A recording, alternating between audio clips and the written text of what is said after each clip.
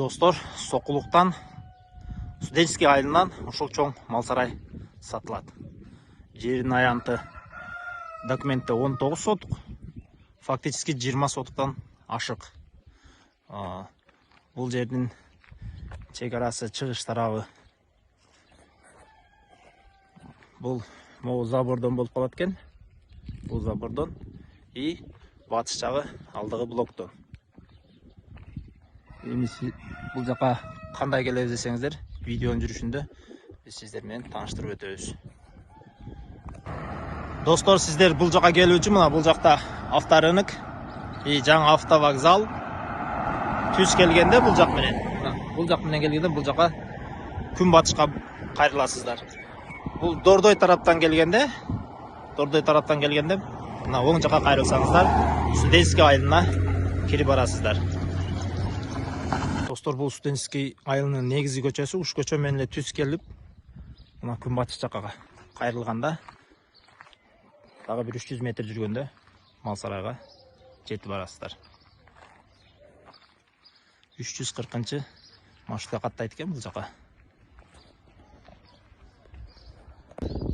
Достор, сиздер бул жака келүү үчүн Студенческий айылынын центральный көчөсү менен келип, могу жерден күн чыгышка оңго кайрылганыңыздарда бул жакта мал сарайыбыз көрүнүп турат.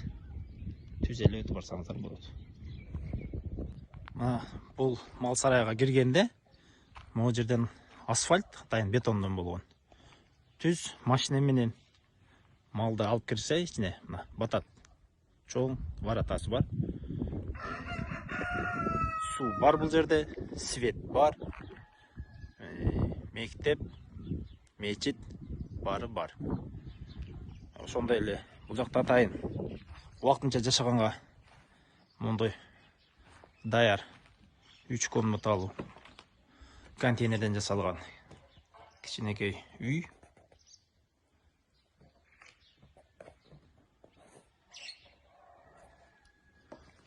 Бул жагында дагы өзүнчө дагы бир комната.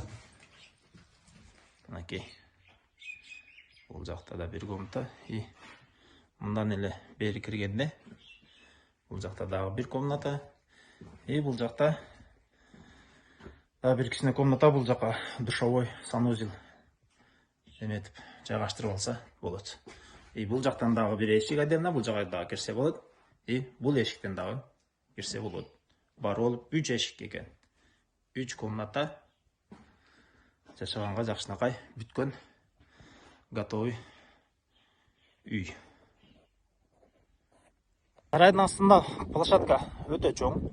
Бул жака мына чөптөрдү бул жака жайласаңыздар болот. Бул жакта да площадка чоң экен.